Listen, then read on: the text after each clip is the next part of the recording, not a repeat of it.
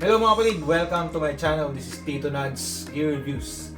And tonight we're going to demo the Valiton GP150 and the 180. So pinadala sa atin to ni FC Music. And we'll try our best para magbigay ng magandang gear review at the same time demo. So, very excited ako kasi I've heard a lot of good reviews para sa mga gitaristang minimalist. So ito lang yung dala-dala nila and incorporate it with the MIDI controller, ganun. Tapos, very user-friendly, sabi nga nila. So, ngayon, subukan natin. So, samahan nyo ako.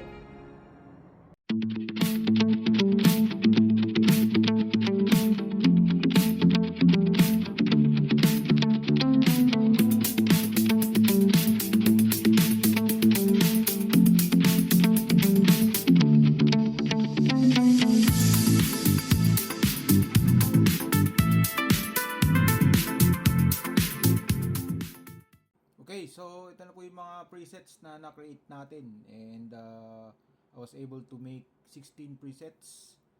So here goes number 1.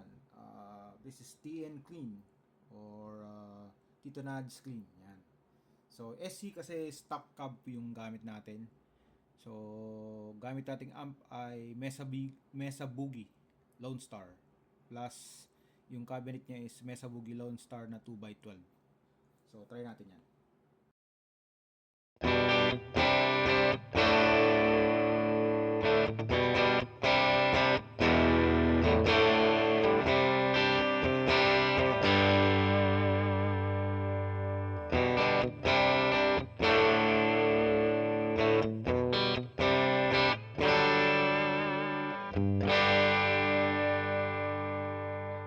Okay, yan yung stock cab pero gumawa ako ng preset na gamit ko yung custom IR ko. So, next preset natin is TN Clean na custom IR.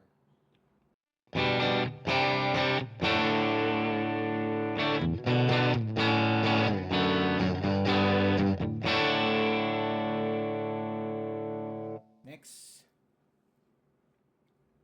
low gain. Yung sa low gain, meron na tayong naka-on na Penesas Overdrive or yung clone.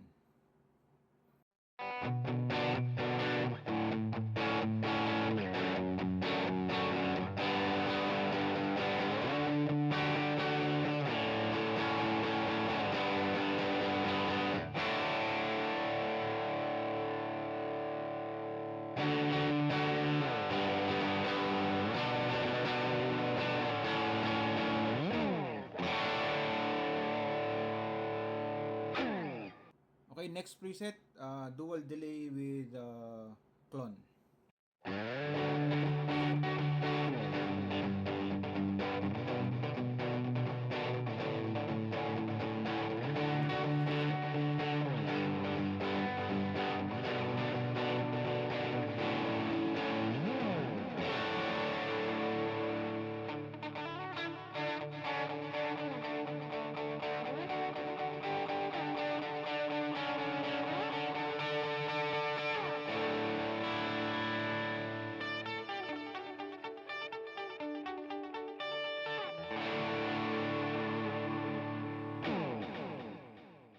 Okay, next naman, same lang pero mas high yung mix ng delay.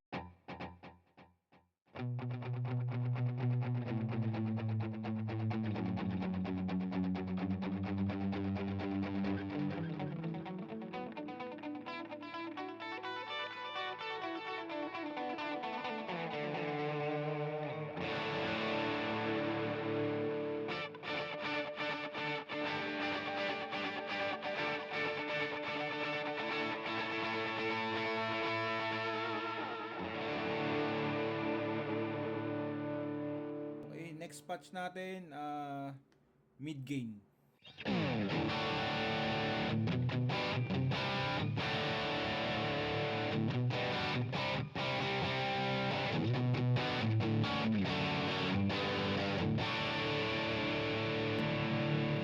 So gamit nating overdrive dyan is yung parang OCD.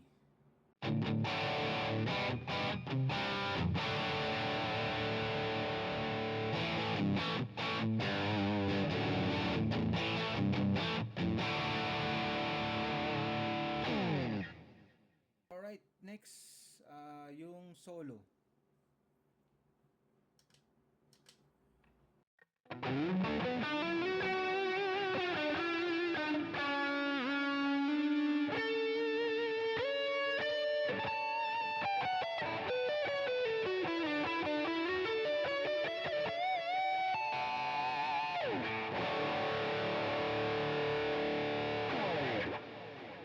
Okay, next. Ito naman yung clean na meron ng chorus. So, gamit natin dyan yung boss na dimension.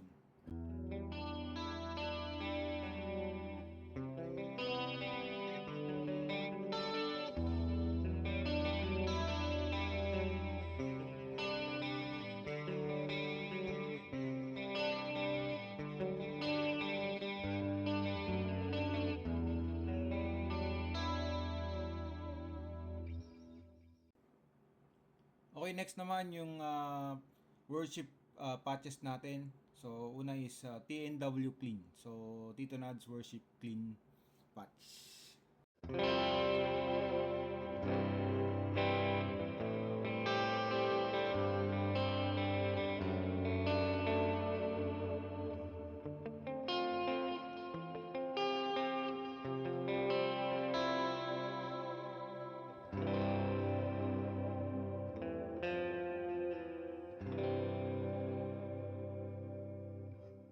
Okay, next ambient.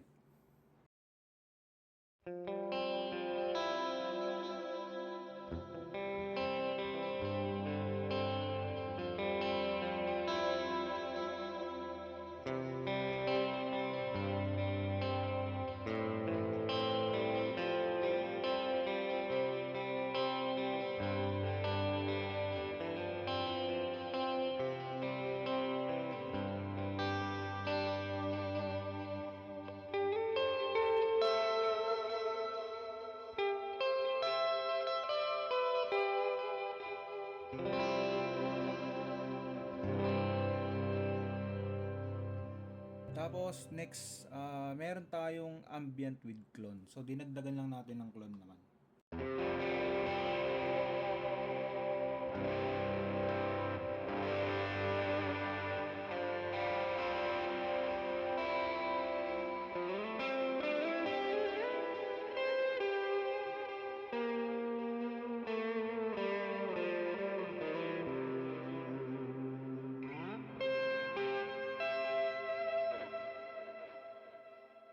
Tapos, meron tayong clone na may dual delay.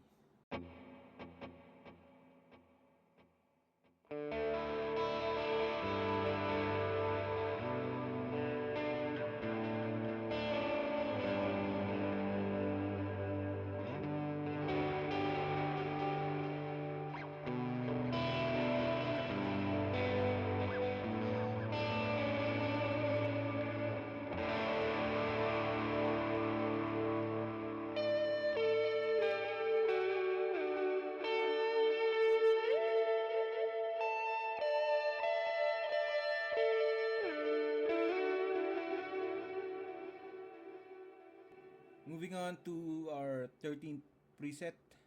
Ito na yung mga heavy tones. Yan, so gamit natin dyan merong snapshot ng Rev Purple na amp. Okay.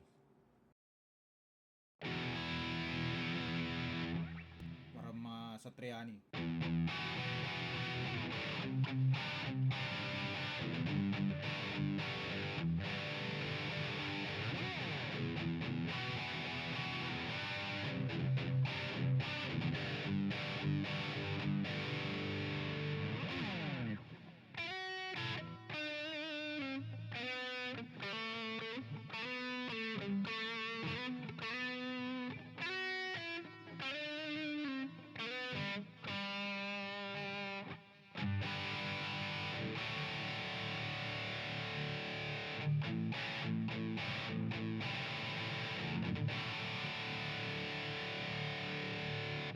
Yun.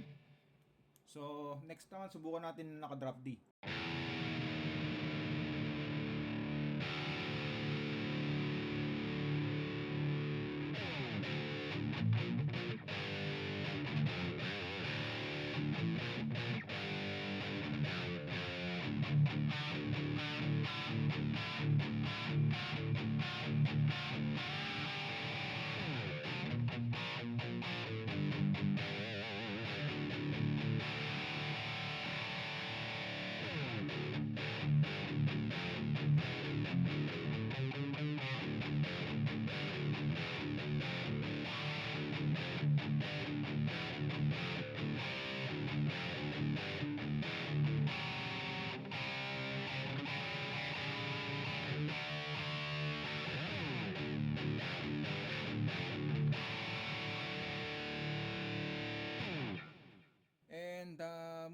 naman sa ating 14th preset, yung Rev Heavy B.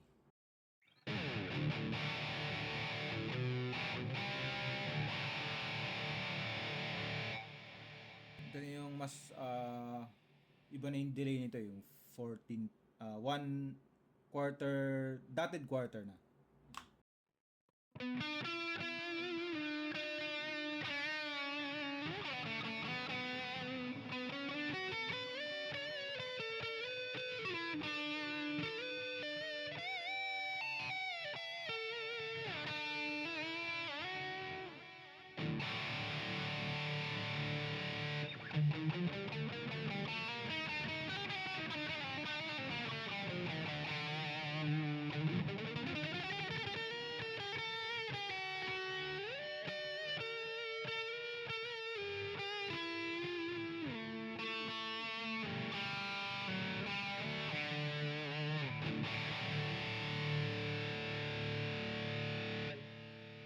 Tapos, meron tayong solo.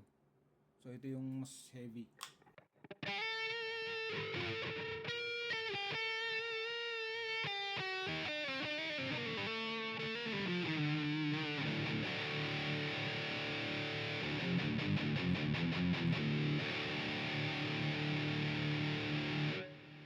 Ito na yung may halong tube screamer, yan. So, moving on to our last preset. Ito naman yung solo na may chorus. Yan. So, save lang natin. Yan.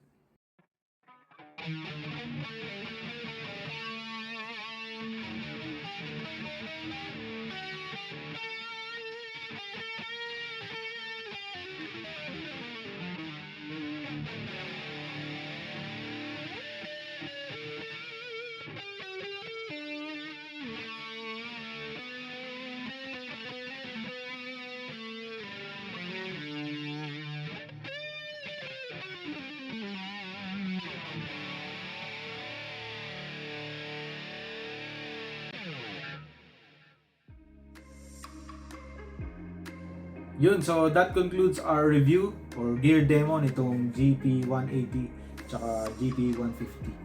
So I hope na nakatulong ito sa inyo, nagkaroon kayo ng idea paano siya gamitin or paano yung mga tunog na nagagawa niya. So honest review, pwede.